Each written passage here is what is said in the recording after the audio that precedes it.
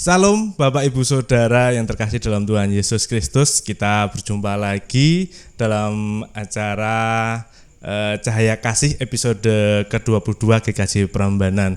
Pada kali ini kita punya tema adalah kasih. Kasih adalah anugerah terindah buat kita yang diajarkan oleh Tuhan Yesus Kristus untuk saling mengasihi sesama kita. Selamat menyaksikan. Tuhan memberkati.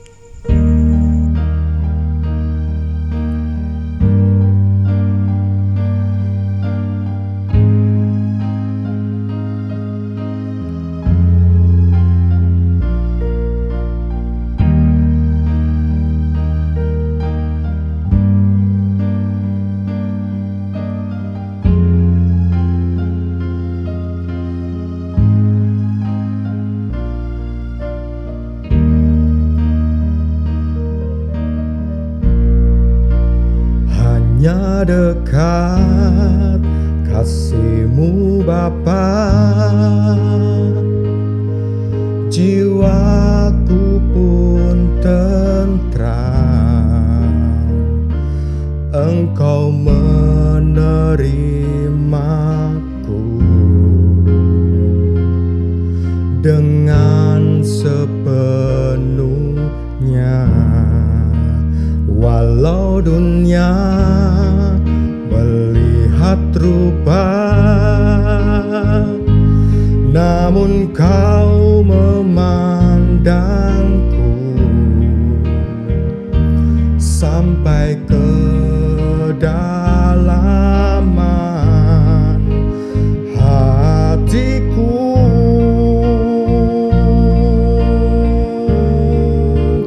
Tuhan, inilah yang mengenal hatiku, jauh melebihi semua yang terdekat sekalipun. Tuhan, inilah yang ku mau, Kau menjaga hatiku supaya kehidupan memancar senantiasa.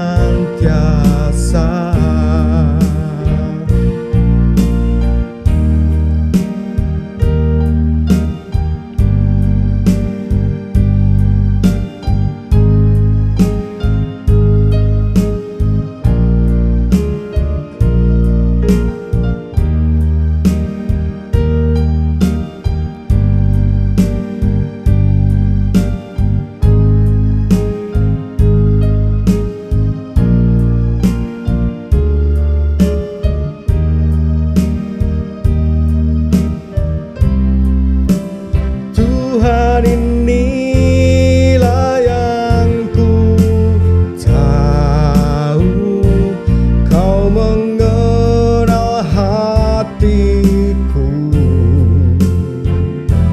jauh melebihi semua yang terdekat sekalipun. Tuhan, inilah yang ku mau, Kau menjaga hatiku supaya kehidupan memancar senantiasa, supaya kehidupan memancar senantiasa.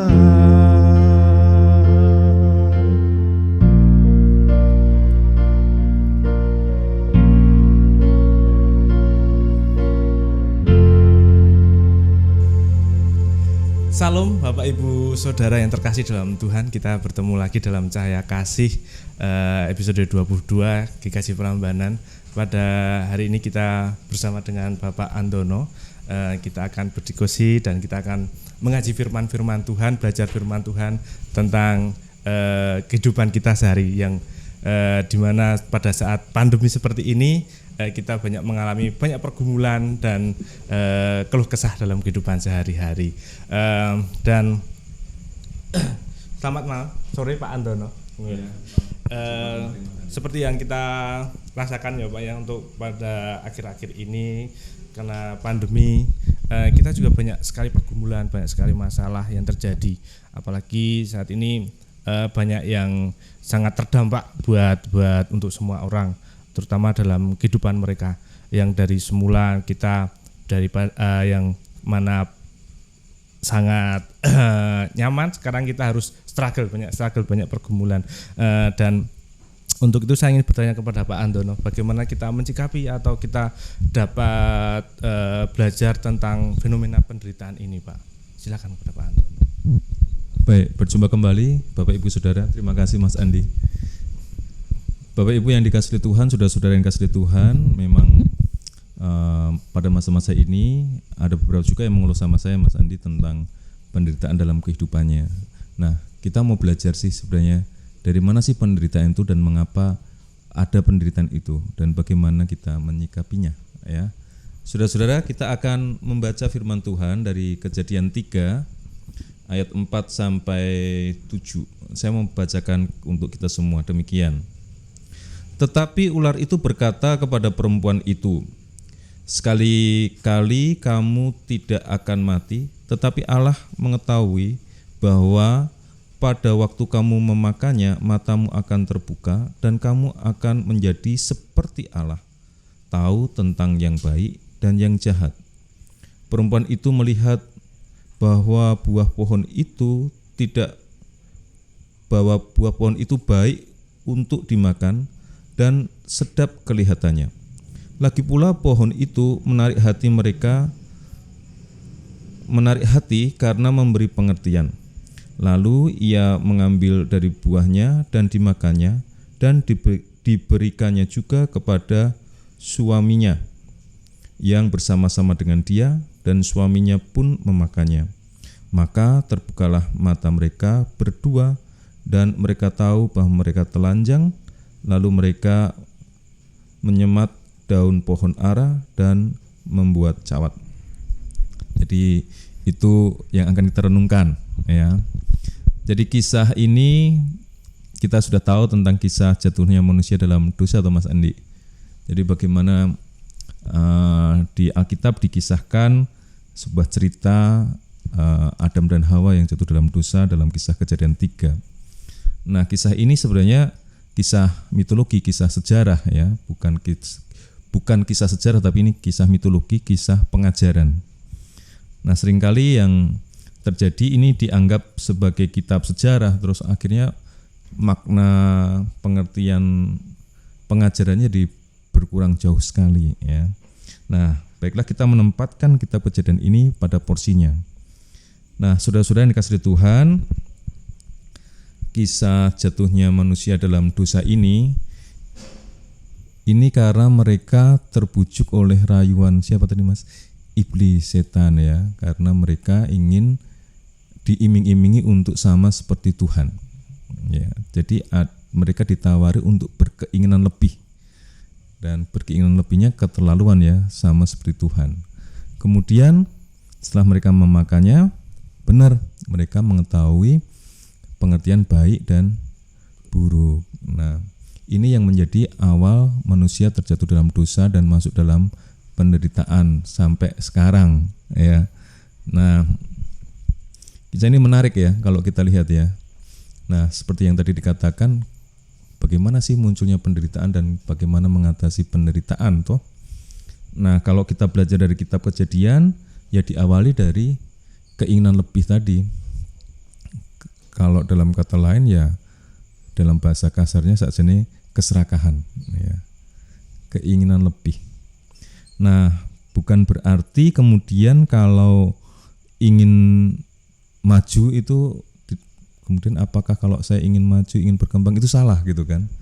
Ya bukan itu maksudnya ya. Keinginan lebih dalam kisah kejadian ini adalah keinginan lebih yang melampaui kodratnya dia sebagai manusia. Dia kan ingin seperti Allah toh. Nah, kalau dipikir-pikir pengajaran dari kitab Perjanjian ini sangat dalam ya. Ketika kita ingin berkeinginan lebih, maka sebenarnya sudah muncul penderitaan. Ya, Mas Andi pengen lebih apa Mas? Umpamane lebih sukses, lebih kaya. Lebih kaya dibandingkan apa? Dibandingkan tetangga. Gitu ya. Tekan. Betul. Ketika itu keinginan lebih dan itu dibandingkan dengan orang lain, sudah ada penderitaan di dalam diri Mas Andi. Ya.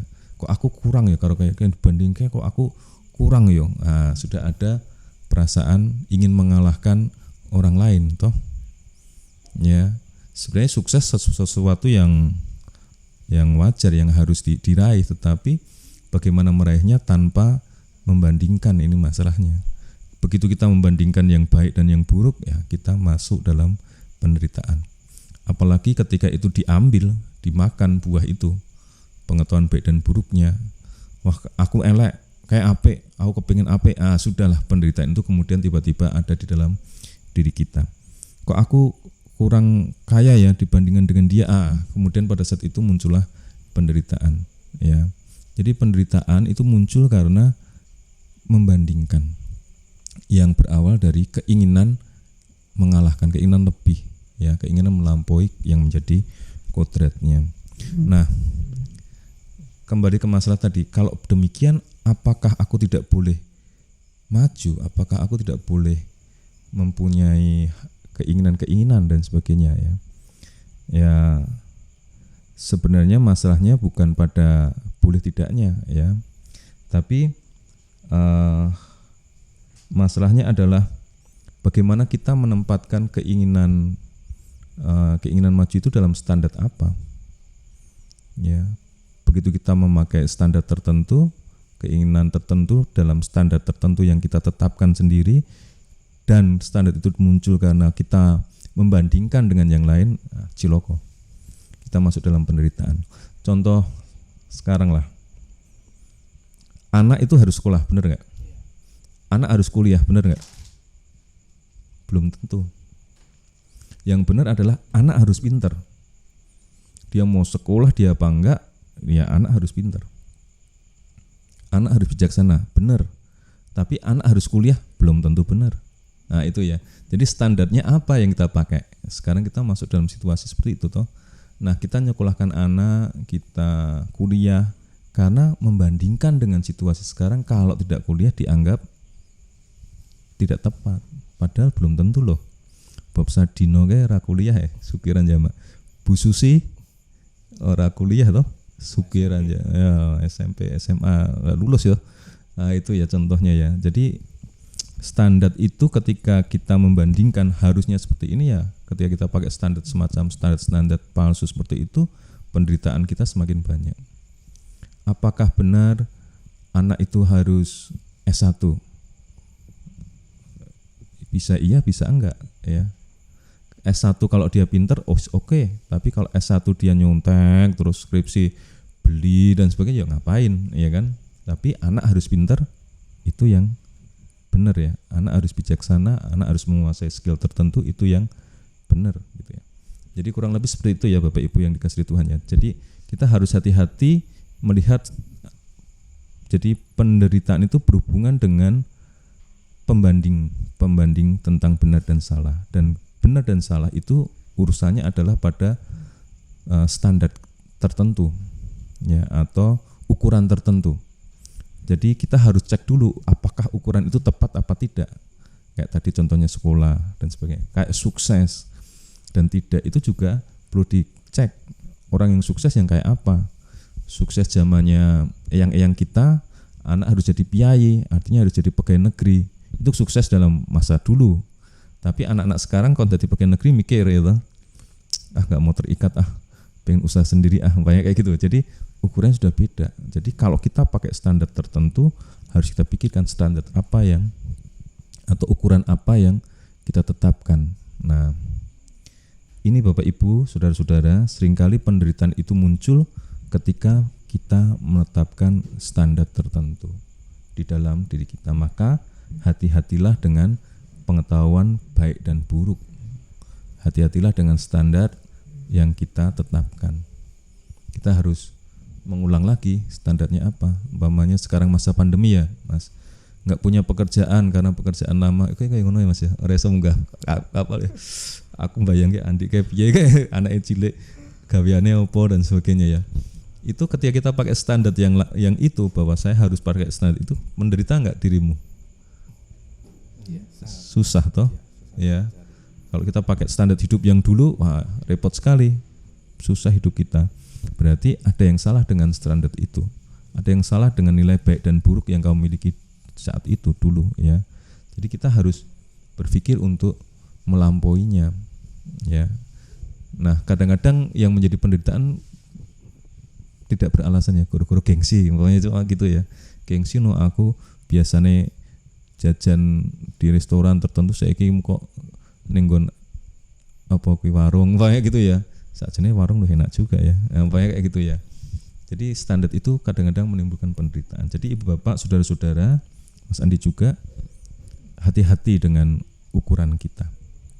Ukuran yang kita tetapkan, baik dan buruk yang kita tetapkan, itu kita harus mengamatinya. Apakah ini akan mendatangkan penderitaan apa tidak? Karena kita sudah memakannya sebenarnya. Sistem ini sudah banyak sekali aturan-aturan yang menjadikan banyak penderitaan. Umpamanya norma-norma dalam kehidupan kita harus cek ulang. Apakah itu mendatangkan penderitaan apa enggak? Sebagian dari saudara-saudara kita sangat menderita karena enggak boleh ibadah di gereja, ya. Kan sulit sekali. Piye ya kok ora iso ibadah di gereja. Tapi intinya kan bukan di gereja apa tidak di gerejanya toh. Intinya apakah kita beribadah apa tidak. Ya toh. Kalau boleh datang ke gereja, di gereja cuma menghangatkan kursi tok, ya ngapain? Datang ngangeti kursi tok gitu Mas. Tidak nyembah Gusti, tapi pokoknya gen ketok ning gereja, ya bukan itu kan ibadah gitu ya. Zamannya Tuhan Yesus kan juga enggak di gereja toh. Tuhan Yesus berkarya kasih dimanapun juga gitu. Nah, pada masa pandemi ini jemaat yang hendaknya tetap di rumah itu ya dalam rangka sebenarnya jalan kasih loh, supaya tidak tertular sakit. Dan kalau tidak tertular sakit, keluarganya kan bahagia, keluarganya kan tidak menderita. Kalau eyang-eyang gerah, siapa yang susah? Anaknya susah, cucunya susah, ya kan? Gitu. Jadi ya kita harus menjaga satu dengan yang lain. Dan itu mungkin dianggap penderitaan, iya mungkin, tetapi kita lihat pilihan itu mendatangkan kebaikan apa enggak. Karena itu Tuhan Yesus datang toh. Tuhan Yesus datang untuk menghapus dosa. Nah, kalau kita lihat Tuhan Yesus datang itu banyak standar keagamaan pada waktu itu yang dipangkas habis oleh Tuhan. Aturan-aturan agama orang Yahudi, wah banyak yang diabaikan oleh Tuhan toh pada waktu itu. Nah, kenapa itu diabaikan? Kira-kira kenapa? Ya karena mendatangkan penderitaan. Dan Tuhan memakai standar baru, standarnya yang orang semua pasti senang, orang pasti bahagia kalau pakai standar itu, yaitu standar apa? Cinta kasih, ya kan? Orang yang kaya pasti senang kalau disayang, ya toh. Orang yang miskin pun akan senang kalau disayang. Orang yang pejabat itu juga senang kalau dikasihi, ya toh. Penjahat itu saat sini senang loh kalau dikasihi, ya kan? Jadi itu yang menarik, standar baru yang ditetapkan oleh Tuhan, yaitu standar cinta kasih. Dan saya rasa perjuangan dalam cinta kasih ini akan membawa kemaraman bahasa Indonesia apa ya? Kepuasan atau rasa bangga ya. Mungkin itu yang penting toh. Dan itu orang yang berjuang dalam cinta kasih itu tidak mudah lelah. Ya toh, kayak ya toh Mas, gendong anake suka esuk tekan esuk ya seneng-seneng wae ya toh. karena berjuang dalam cinta kasih. Jadi itu ya Ibu Bapak ya Mas Andi, saudara-saudara semua yang dikasihi Tuhan. Kenapa ada penderitaan? Ketika kita menetapkan standar tertentu dengan membandingkan satu orang dengan orang lain, ada keserakahan di situ, ada iri hati di situ, kita sudah makan penderitaan. Nah, supaya lepas gimana? Oke, kita sudah berada dalam lingkup yang penuh dengan standar. Oke, kita terima keadaan ini. Tapi bagaimana kalau kita standarnya diperbaharui seperti Tuhan Yesus, yaitu standarnya cinta kasih. Jadi oke, saya melarat nggak apa-apa, saya nggak punya nggak apa-apa, saya tidak bisa seperti kemarin, is oke, tetapi saya tidak boleh kehilangan cinta. Saya tidak boleh kehilangan cinta kasih. Saya tidak boleh kehilangan pengharapan akan cinta kasih dan karya cinta kasih gitu ya. Apakah itu akan cukup? Pasti cukup. Ya, kalau kita penuh dengan cinta kasih itu kayak lagu sepiring apa Mas, berdua gitu loh, dangdut ya. Pasti tetap ada kebahagiaan. Tetapi kalau kita pakai standar iri hati, pembanding dengan orang lain, ya seberapa pun yang kita miliki, kita tidak akan membuahkan kebahagiaan. Ya, jadi kurang lebih seperti itu Mas Andi. Jadi bagaimana mengatasi penderitaan? Ya kita lihat ukuran kita. Saat jenis yang marai susah mungkin ukurannya kita loh. Ya, saya buka satu kesaksian aja Mas. Bapak Ibu, saudara-saudara, ada satu kesaksian nih. Ada orang yang sakit dan dia divonis pasti meninggal. Kemudian ketika diskusi dengan saya katakan, ya saya prihatin dengan sakit yang Bapak alami ya. Nah, mari kita berdoa dan sebagainya. Dia malah khotbah saya. Khotbahnya bagus banget gitu ya. Dia memberi kebijaksanaan.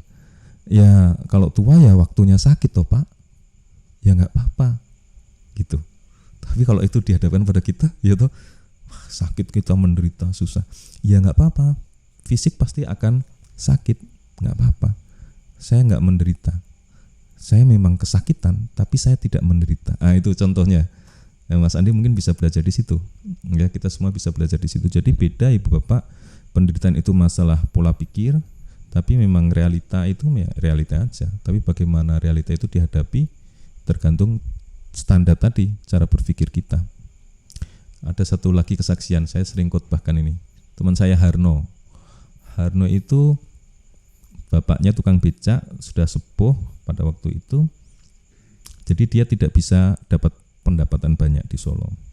Dia hanya bisa nyewa tanah. Jadi kontrak lemah. Lucu ya, kontrak lemah toh, kemudian dia bangun rumah. Rumahnya dari kardus yang dikasih ditutupi plastik kresek supaya enggak rusak. Nah, dan cuma kayak gitu toh. Jadi piye bayang ya. Jadi lantainya tanah, dia cuma pakai bambu-bambu, gendengnya ya seadanya, emplek-emplek, terus dilapisi plastik kresek. Jadi kardus, plastik kresek, ditusui loh Mas. Tusui nganggo sodo gitu ya. Jadi pokoknya supaya nggak bocor aja, kalau bocor sesuk ganti kardusnya cuma gitu. Nah, tapi saya senang di rumahnya karena di rumahnya penuh dengan canda tawa. Bapaknya lucu, ibunya lucu, saudara-saudaranya semua lucu. Jadi mana penderitaan? Mungkin bagi kita melihat wah kayak melarat ya. Tapi di sana penuh dengan candaan dan sukacita. Kalau ngombe kopi tidak seperti Mas Jawi. Kopine enak, robusta, arabica. Kono ora, kopine beras aking karo jagung. Dibakar nganti gosong padha paite ya toh, gitu ya. Tapi apa ada dari situ saya belajar mana penderitaan. Ya saya ketika kok mriki seneng terus nopo to Pak Ade, saya tanya gitu. Aku wis melarat tok, mosok aku ora wis melarat kan susah, mosok tak gawe susah meneh gitu ya. Jadi itu kan masalah pilihan kan. Nah karena itu Bapak Ibu yang dikasihi Tuhan, kalau pada saat ini merasa menderita, merasa susah, merasa terpuruk, merasa bingung, lihat dulu ukuran kita deh. Jangan-jangan kita salah mikir, jangan-jangan kita salah menilai, jangan-jangan kita salah membuat standar, ya. Jangan-jangan kita sudah mengambil buah pengetahuan dan buruk dengan membandingkan dengan situasi masa lalu kita atau situasi orang lain, ya kan? Padahal kondisi kita lah yang harus dihadapi. Ya kalau sekarang nggak punya pendapatan seperti yang dulu, ya kita berpikir bagaimana mendapatkan pendapatan. Jangan menyalahkan atau membandingkan dengan orang lain, kita akan menderita. Wis terpuruk tambah menderita, ya kapan kita bangkit ya. Nah karena itu saudara-saudara yang kasih Tuhan, mari jangan ambil itu buah pengetahuan baik dan buruk itu. Ya, kalau terpaksa harus membuat standar dalam hidup kita, pakai standarnya Tuhan Yesus, yaitu cinta kasih. Ya, bagaimana ini cinta kasihlah yang harus kita ambil, bukan baik dan buruk. Ya, dosa akan pergi dari diri kita ketika kita berada dalam jalan cinta kasih. Karena di situ ada pengampunan, ada pengharapan, ada sukacita. Kurang lebih seperti itu Mas Andi. Bagaimana? Ya, untuk memang, dan ada lagi Pak, mungkin pertanyaannya Pak ya, untuk pergumulan yang mungkin kalau misalnya ibaratnya kita cinta kasih ya, Tuhan tuh sangat cinta sama kita itu, tapi kok kenapa harus ada penderitaan gitu loh Pak di saat itu? Gimana kalau itu menurut Pak Antono? Tuhan penuh dengan cinta kasih tapi kok masih ada penderitaan gitu ya. Ya kalau dilihat dari kisah Kejadian kan penderitaan diambil dari keputusan bebas manusia ya. Ketika dia memberontak kepada Tuhan, dia ingin lebih toh. Padahal segala sesuatu sudah diberikan Tuhan loh. Tapi kita ingin lebih, manusia ingin lebih. Jadi salahnya bukan masalah salah benar ya, tapi keputusannya bukan pada Tuhan, tapi pada si manusianya yang serakah tadi. Maka kita harus hati-hati dengan keinginan kita. Gitu Mas Andi kalau dari saya. Jadi kalau merasa menderita, Tuhan gak menciptakan penderitaan loh. Jangan-jangan kamu aja yang berkeinginan lebih sehingga ada penderitaan yang muncul dalam dirimu, ya kan? Kurang lebih gitu Mas Andi. Jadi hati-hati dengan keinginan kita ya. Kalau akhirnya mendatangkan penderitaan yang tidak perlu, ya ngapain gitu ya. Tapi kalau memang diperhadapkan dengan situasi yang berat, oke, kita hadapi aja. Tapi bukan berarti situasi berat harus menderita kan, atau merasa menderita gitu loh maksudnya. Gitu Mas Andi. Terima kasih Pak Antono telah memberikan diskusi dan pencerahan mungkin buat kita semua ya. Kalau boleh saya mengambil kesimpulan, Tuhan itu penuh dengan cinta kasih. Tuhan itu memberikan segalanya buat kita semua, dan intinya kita hanya perlu bersyukur dan mengucap syukur terus, bersyukur dan mengucap syukur.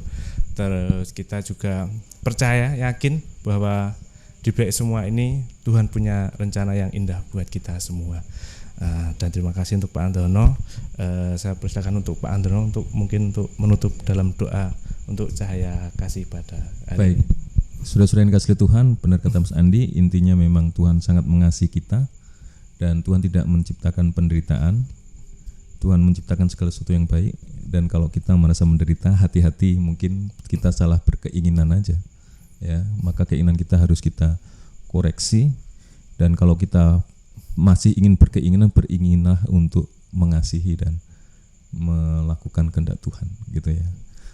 Bapak Ibu, mari bersama-sama kita berdoa. Bapa yang penuh kasih, kami percaya Engkau mengasihi kami, dan kami percaya sungguh-sungguh bahwa dalam Yesus Kristus Engkau tidak pernah membiarkan kami terpuruk dalam penderitaan. Kalau situasi kami pada masa-masa ini sedang buruk, biarlah ini menjadi pelajaran bagi kami, menjadi kesempatan bagi kami untuk mengarahkan hidup kami kepada jalan yang penuh dengan anugerah dan kasih Tuhan. Karena itu Tuhan, beri kami kebijaksanaan-Mu supaya kami tidak salah memilih prioritas standar-standar dalam kehidupan kami, agar kami tetap berada dalam jalan kebenaran dan kehidupan seperti yang Tuhan Yesus ajarkan. Bantu kami untuk mengatasi semua kesulitan dalam hidup kami dalam laku cinta kasih, supaya ketika kami mengerjakannya tetap ada sukacita, kebanggaan, tetap tumbuh dalam hidup kami pengharapan yang baik akan kehidupan yang Tuhan berkati. Tuhan, kami mohon penyertaan-Mu dan bantu kami untuk terus mengerjakan apa yang indah, yang penuh dengan cinta kasih sepanjang hidup kami. Terima kasih Tuhan, kami berserah dalam nama Tuhan Yesus Kristus. Kasih kami kepadamu ya Tuhan. Haleluya, amin.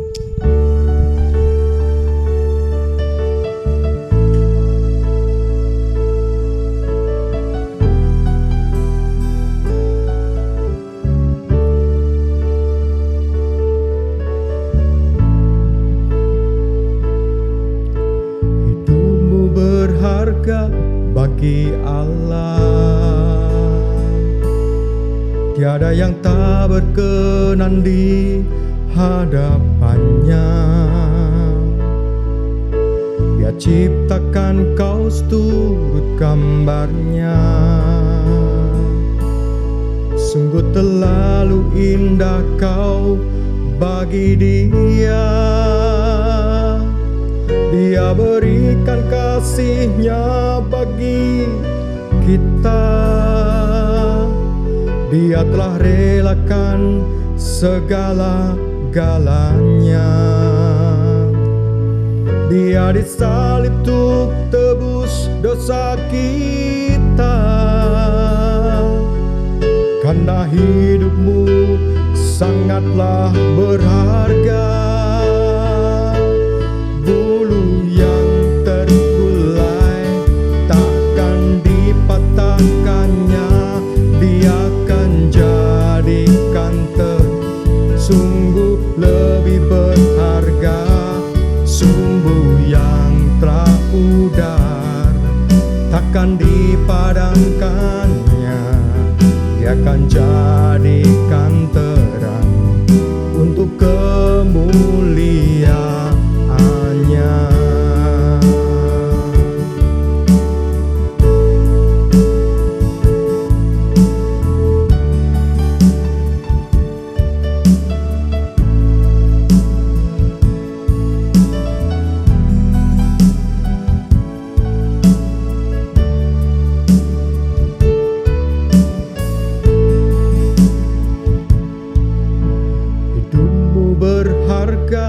Bagi Allah tiada yang tak berkenan di hadapannya.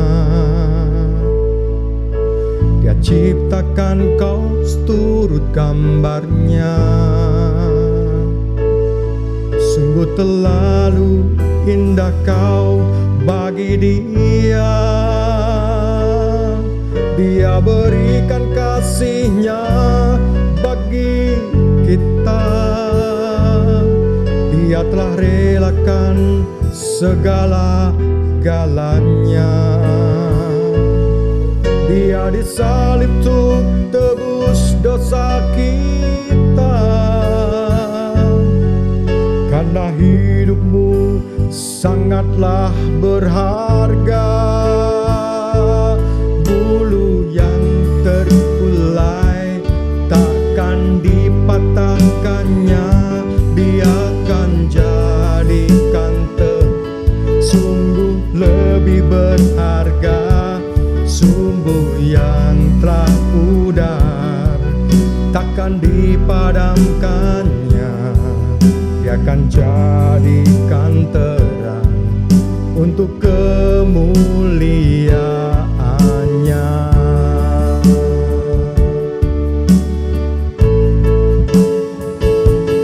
Bulu yang terkulai takkan dipatahkannya.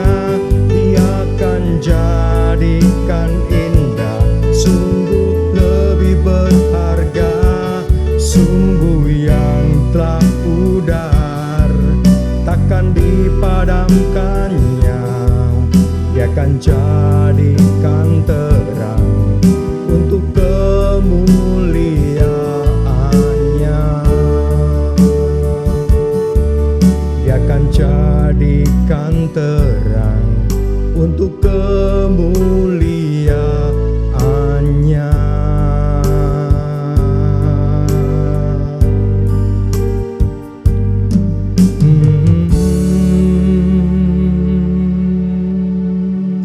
Terima kasih Bapak Ibu Saudara telah menyaksikan acara Cahaya Kasih pada hari ini. Semoga acara pada hari ini dapat menginspirasi untuk kehidupan Bapak Ibu Saudara dan menjalankan firman-firman Tuhan yang telah diajarkan Tuhan Yesus di kehidupan sehari-hari. Dan jangan lupa untuk menyaksikan Cahaya Kasih di episode selanjutnya. Terima kasih, Tuhan Yesus memberkati.